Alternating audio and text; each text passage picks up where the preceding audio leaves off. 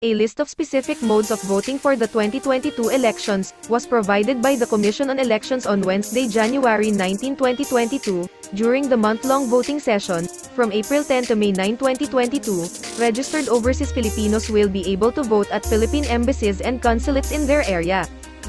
The COMELEC is set to print some 1.6 million ballots for overseas voting, on top of the 65.7 million ballots for local voting. Voters can either vote manually or via automated election system. Each vote may be done personally or via post.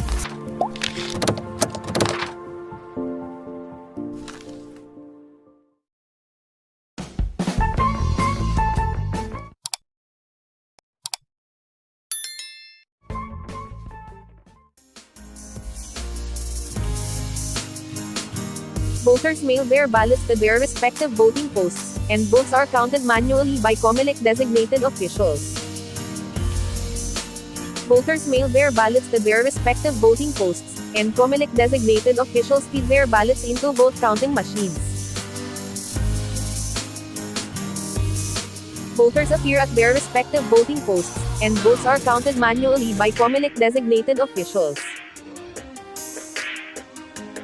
Voters appear at their respective voting posts, and COMELEC-designated officials feed their ballots into vote-counting machines. Instead of voting in person in this pandemic-era election, most voters will be mailing their ballots. Rather than voting in person, votes will be counted manually on half of the 92 posts, while the other half will be counted by AES.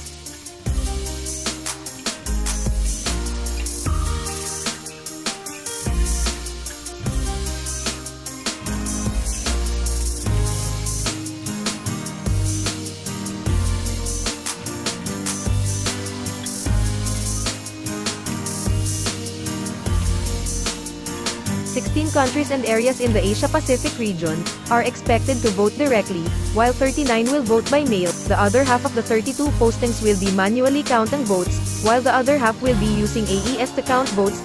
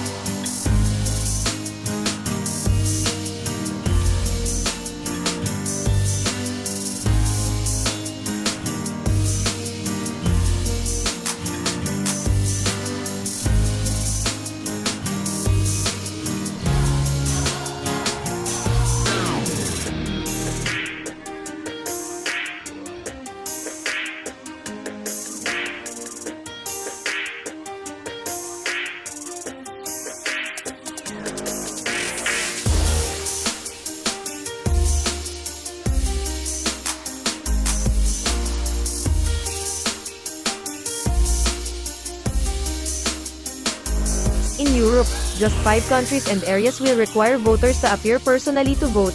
These are Barcelona, Angola, Madrid, Milan, and the Vatican City. The rest will be using the postal mode of voting. Meanwhile, 6 posts will be using AES to count votes, while the remaining 19 will count manually.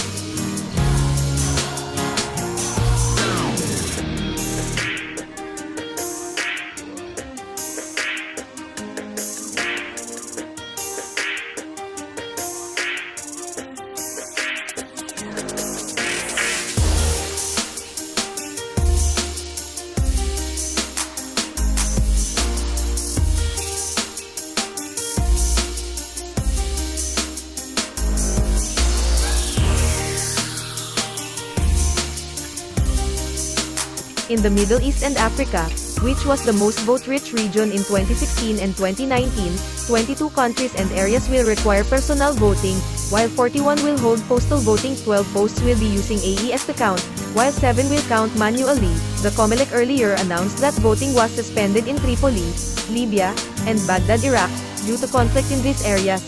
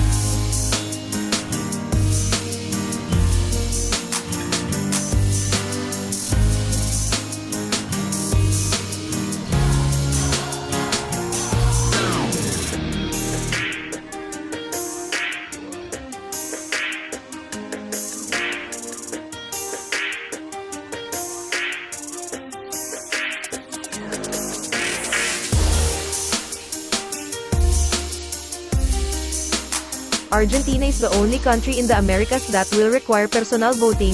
All others, including vote-rich United States, will be mailing in their ballots. 12 posts will be counting votes via AES, while 4 will be counting manually.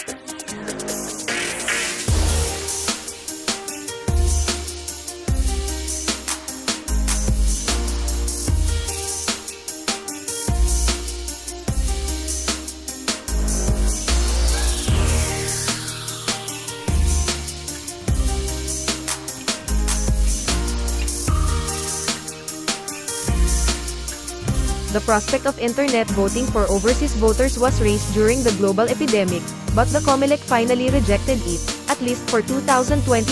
Since 2004, hundreds of thousands of votes have been cast overseas in Philippine national elections. However, due to the fear of COVID-19, many Filipino employees working in other countries were unable to register in time for the 2022 election.